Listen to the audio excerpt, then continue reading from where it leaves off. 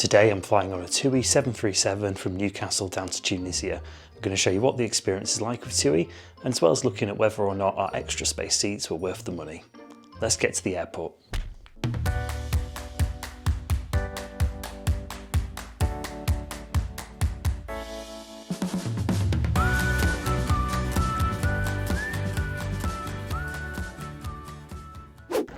We arrived at the airport nice and early in the morning at 4 AM for our 6 AM departure. So we have a couple of regular check-in desks, but majority of people go through the self-service bag drop. We each got 25 kilos of checked luggage as part of our TUI holiday package.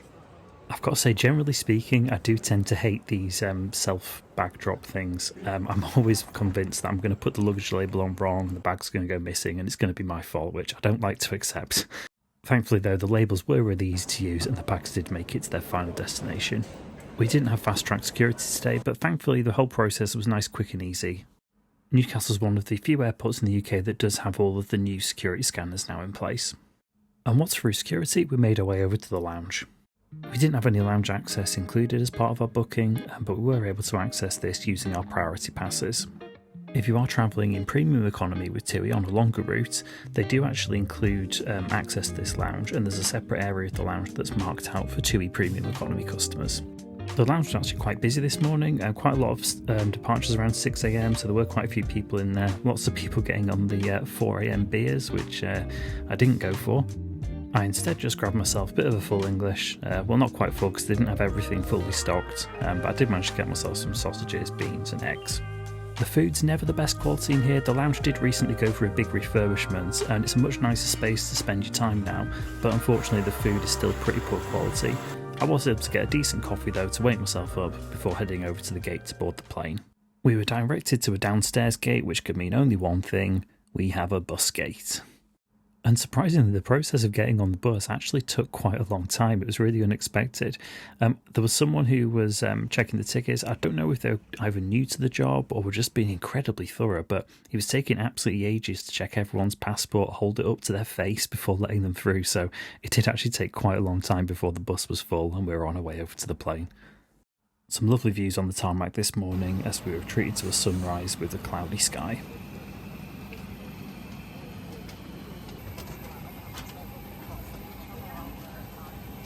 Seats on the 737 are set out in the standard 3-3 layout, and for these flights we'd opted to go for the extra space seats. These are in the exit row, and the cost worked out about £24 per person per flight, which we did think was probably going to be worth it for a 3+ hour duration flight. Really comfy, isn't it? It's like a good amount of space. Very happy to be here for the next 3.5 hours. So yeah, plenty of legroom available in these seats, plenty of knee space as well. There's a pretty decent pocket in the seats as well, with plenty of room for my tablet and my camera. There's also a good sized sturdy tray table that folds down from here and can be extended towards you. And above the seats there are individual air vents and reading lights. Armrests available at the exit row seat are usually not too great. As you can see, this one's split a bit, but it was a bit more substantial than some other planes. So I was pretty comfy sat here. Unfortunately, there's no adjusting the headrest at all, so you are stuck with that position. I think the armrest to the right probably demonstrates the age of the plane we were on. For the return journey, we were on a much more modern version of the aircraft, which featured some USB charging ports and a slightly different in-seat pocket. And we weren't waiting too long before the final bus arrived, and we were able to push back for an on-time departure. And as we taxied out to the runway in the cabin, there was some nice TUI blue mood lighting going on.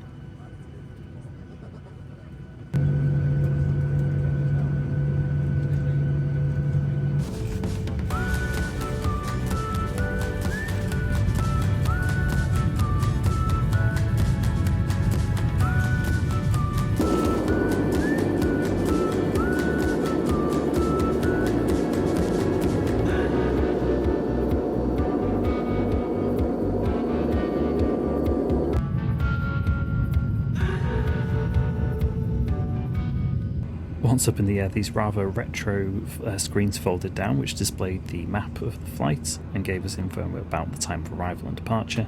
Sadly, these were not present on the return journey. And after settling into my seat, watching a bit of Clarkson's Farm, I decided to have a quick browse through the in-flight menu. There's absolutely no food or drink provided complimentary, so everything does come with additional charge. We were still struggling to wake ourselves up a bit after the 3 AM alarm this morning, so we did both decide to go for a cappuccino. It's certainly not the fanciest coffee ever, but I did appreciate that it came in a proper cup that made it easy to drink on the plane, and it did the trick well enough.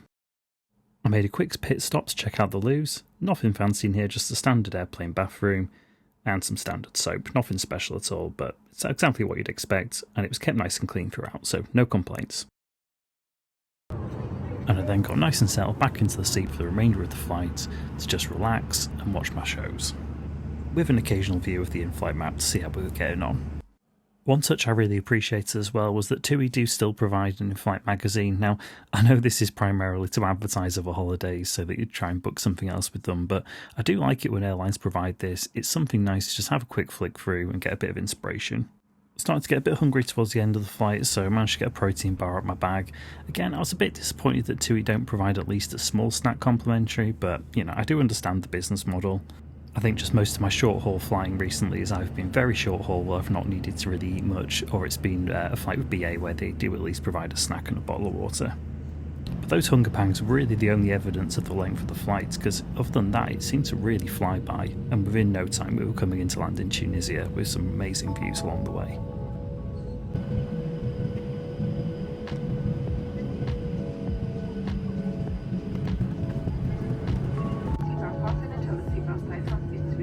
As you can maybe tell from that landing, the airport is a bit in the middle of nowhere, so all the land around is a bit deserted.